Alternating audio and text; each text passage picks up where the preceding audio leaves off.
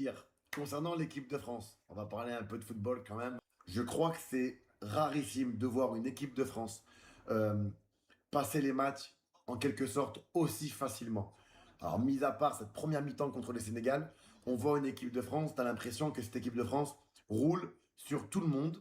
Et en parallèle, il faut comprendre que ici, aux États-Unis, cette équipe de France est devenue la, on va dire, la plus grosse marque au monde.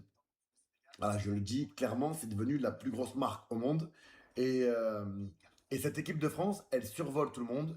Et comme je vous l'ai expliqué sur le dernier live sur la chaîne YouTube de M6+, je vous avais expliqué que ça allait être compliqué de jouer contre des équipes avec un bloc bas. J'ai vu 11 joueurs sur les 20 derniers mètres et essayer de contrer. Mais ils sont tombés sur une défense française très disciplinée, très, pour moi en tout cas, concentrée sur le marquage préventif. C'est super méga important.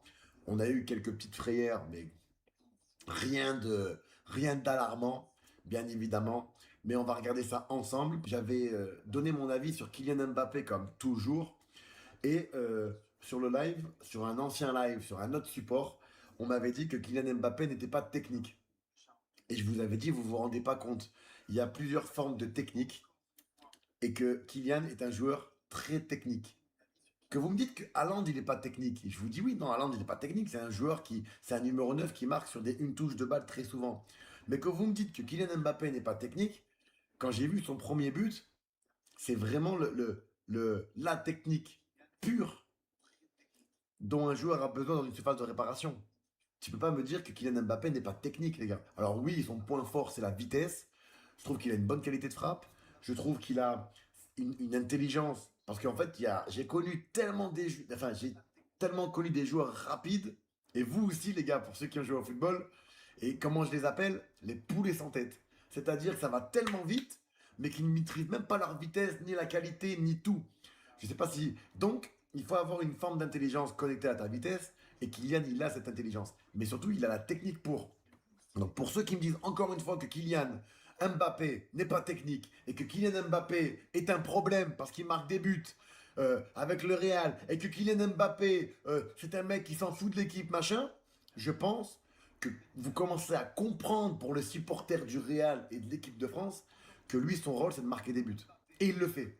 Je crois qu'il a 17 ou 18 buts en Coupe du Monde. Je sais pas si sur 18 matchs. Alors, je connais pas les. Dites-moi si je me trompe, les gars, mais je sais pas si vous vous rendez compte. Mais c'est une folie. Alors, bien évidemment, on parle de Kylian parce qu'il a encore mis un doublé.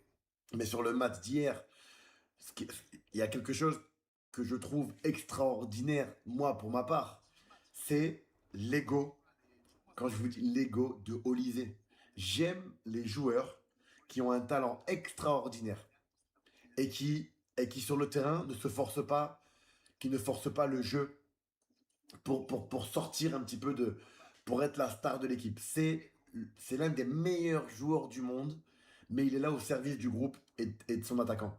Et je vous promets, les gars, pour moi, ça, c'est magique. Voilà, vous l'avez dit, c'est magique. J'ai les frissons, j'ai la chair de poule. Alors, je suis Marseillais, comme vous le savez, mais ça m'empêche pas d'aimer le football parisien aujourd'hui. Quand je vois, par exemple, un Joao Neves qui est dans l'ombre, qui s'arrache, qui donne, qui marque de temps en temps, mais qui est au service d'une équipe, je me dis, moi en tout cas, je ne peux pas minimiser ou oublier ce type de joueur. Alors, pour les gens qui ne regardent pas le foot, qui ne connaissent pas le foot, ils vont dire, ouais, Olysée est un cran en dessous ou pas. Non, non, non, non, non, non.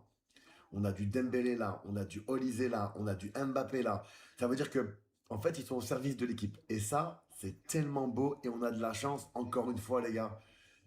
C'est une folie. Ce Michael Olysée, qui est là et qui régale. Et les gens ils vont dire, ah, mais il a pas marqué. Non, les gars, ça, c'est juste du papier à écrire, hein.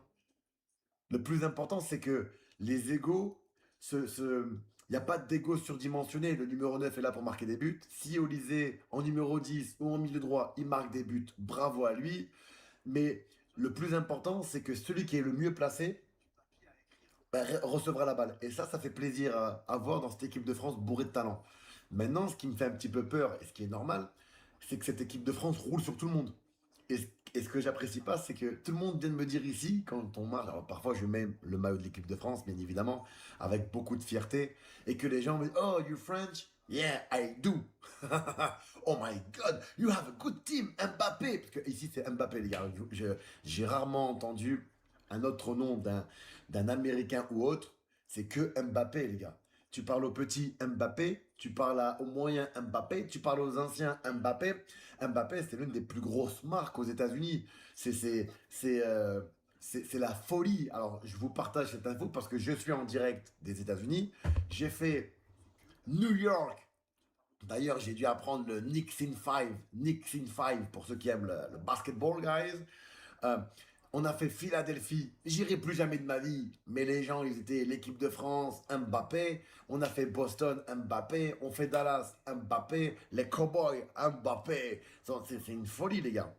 Donc voilà, franchement, les gars, je le dis, je le répète, pour tous les supporters, les amoureux du ballon et le peuple français, soyez fiers de cette équipe. En tout cas, on va la soutenir jusqu'au bout.